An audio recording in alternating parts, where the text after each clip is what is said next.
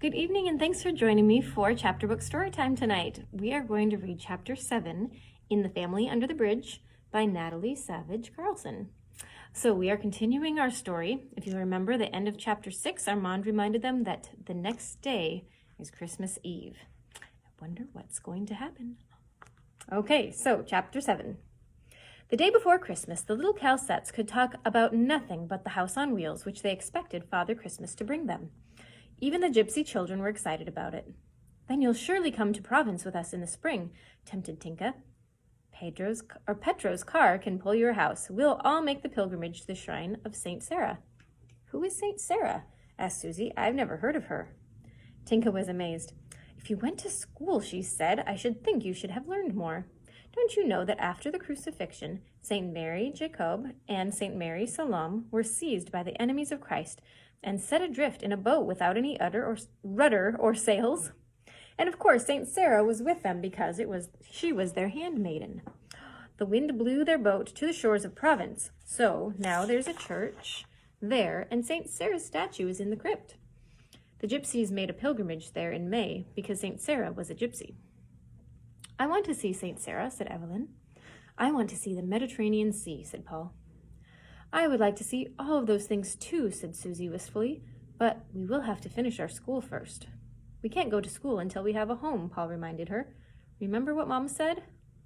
But we'll have a home when school starts, said Susie. Father Christmas is going to bring our house tonight. Armand groaned. If only he could get them off the house idea. How would you like to go to a Christmas Eve party tonight, he asked.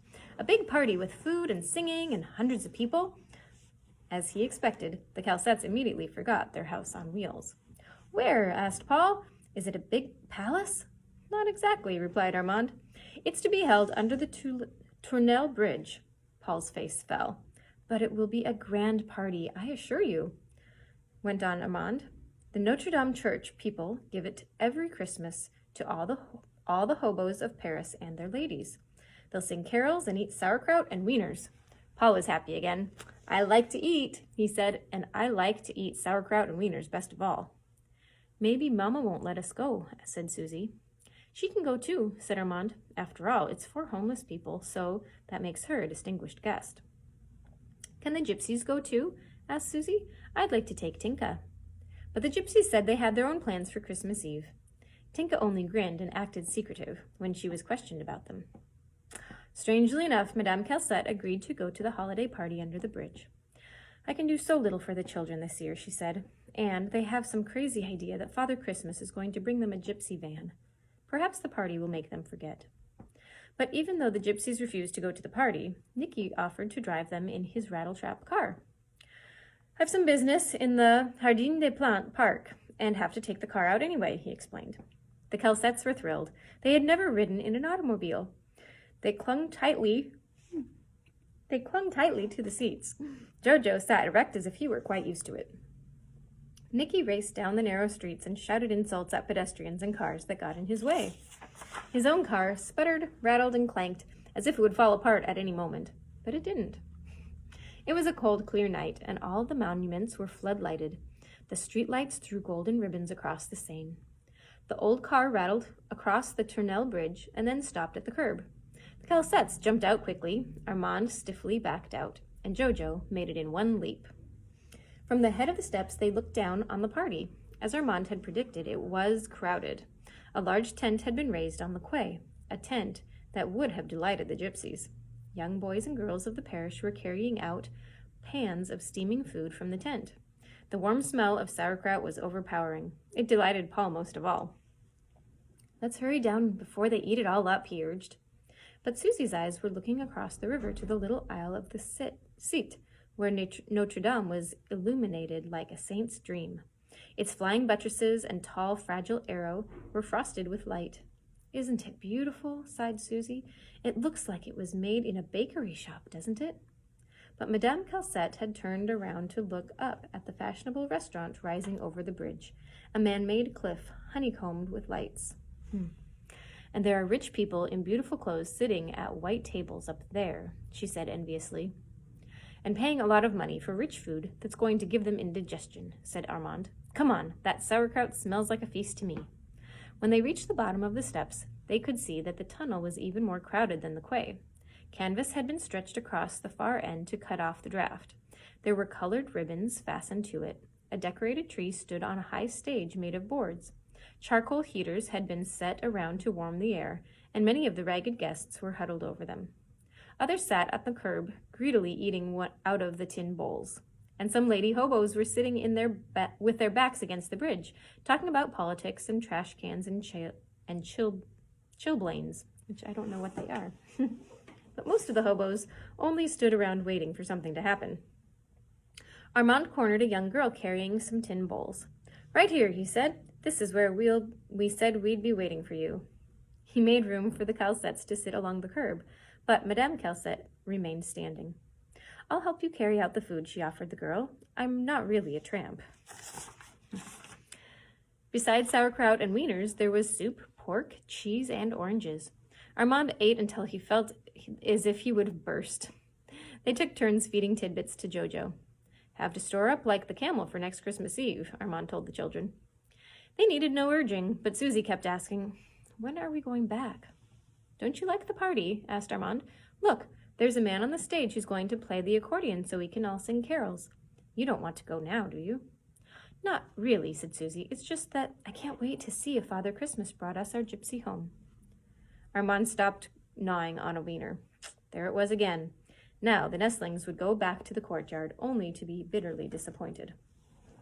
He couldn't bear the thought of spoiling this wonderful night with its free fruit and entertainment. He lowered his voice. "Listen," he said to the children. "Father Christmas made me promise not to tell this, but there isn't going to be any house on wheels for you. Too many gypsy children asked for them this year, and so he didn't have any left over." "No home for us?" asked Susie in a quivering voice. The flickering light from the charcoal burners made the tears in her eyes sparkle like diamonds. "You mean he's not going to give us any kind of house?" "I don't mean that at all," parried Armand. "Oh, I'm not supposed to tell you this, but the truth of it is, he's having a house built for you out in Neuilly, and it isn't finished yet. You don't build a house during the Christmas holidays, you know. It takes some time. They haven't even got the plumbing in yet." Susie's eyes shone brighter than diamonds. "A real house?" she asked in a hushed voice. "Oh, a real house? A house growing out of the ground?" Armand nodded. "But not a word to your mama," he said. "Remember that. I shouldn't have even told you. I gave Father Christmas my solemn promise that I would keep it a secret." But the children were kept too busy to tell their mother, and Madame Calcette was kept quite busy herself because more hobos had come to the party than had been expected. But it is easy to stretch sauerkraut and wieners. Then the crowd of hobos and their ladies and friends sang Christmas carols to the accordion music. Most of their voices were cracked and off-key, but they sounded beautiful to themselves. Armand was ready to go by midnight. He clung to the big carton that he'd been given He clung to the big carton that had been given him at the tent as a gift. He knew it was full of jam, fruit, and cigarettes. It would be his Christmas present to the gypsies. He was given a gift, and he's going to give his gift to the gypsies. But Madame Calcette wouldn't think of going straight back. "We must go to the midnight mass on the quay," she said. "The girl told me about it." An altar had been set up on the Tournelle quay right out in the open. The priest in his bright vestments, followed by his altar boys, had just approached the altar by the time Armand and the Calcettes arrived. Many of the hobos stayed for the mass. Evelyn fell asleep in her mother's arms. Jojo was quiet and respectful, although it was the first time he had ever been to church. Armand swayed from one foot to the other uneasily. It had been so long since he had gone to mass. Luckily, this one was out here on the quay. They never would have pulled him into one of those great fancy churches. The hobo had other things to make him uneasy as well. The plight of this family. Just how had he got himself so tied up with them? How had he blundered into such a trap? It was the way those starlings had begged him to stay with them. That is how they had stolen his heart. No one had ever made him feel needed before, and now he'd lied to them. There wasn't any house growing out of the ground. Not for them. In his misery, he raised one eye high over the altar, up to the stars in the Paris sky. "Please, God," he said, moving his lips soundlessly, "I've forgotten how to pray. All I know now is how to beg. So I'm begging you. to find a roof for this homeless family. Then he was ashamed to notice that he was holding his beret up in his usual begging way. He quickly pulled it over his head. When he got back to camp, in the early morning hours, they found all the gypsies awake, even Petro. They soon learned why. "Look!" cried Tinka with delight. She pointed to a beautiful evergreen tree in front of the gypsy house. "Merry Christmas!" she cried. The tree was an unusual gray-green with needles as soft as feathers. Fastened to its graceful branches were little packages tied in red, white, and blue papers that looked as if they might have been picked up near the hulls. On top of the tree hung a copper star, like the patch the gypsies used for mending pots and pans. "I bet that tree is the freshest, prettiest one in Paris," boasted Nicky. "I cut it down in the Jardin des Plantes only a few hours ago. And the sign near it said it was a very rare tree from India." The gypsy children tore the little packages off the tree and gave them to the Calcettes. They held nuts, candies, and small celluloid toys. "We like to give presents," said Tinka. "Perhaps that's because one of the wise men who brought gifts to the Christ child was a gypsy." "I'd never heard that before," said Susie. Tinka looked at her with chagrin. "What did you learn in your school besides those letters?" she asked. But before Susie could answer, Armand was presenting his carton of goodies to the gypsies. He generously added that it was from the Calcettes, too. But the biggest surprise was for him. Madame Calcette brought out a small package neatly wrapped in newspaper. A fragrant smell hovered around the gift. He opened it to find a glossy pink bar of soap. He looked at it for a long time. He sniffed it thoughtfully. "Just what I need," he politely thanked her. She gave him a bar of soap to clean himself. Well, that's the end of chapter 7 for tonight. So you guys have a great weekend, and we will see you again on Monday. We have chapter 8, and then chapter 9, I think, is the last one. So we'll see you Monday. Have a good one. Bye.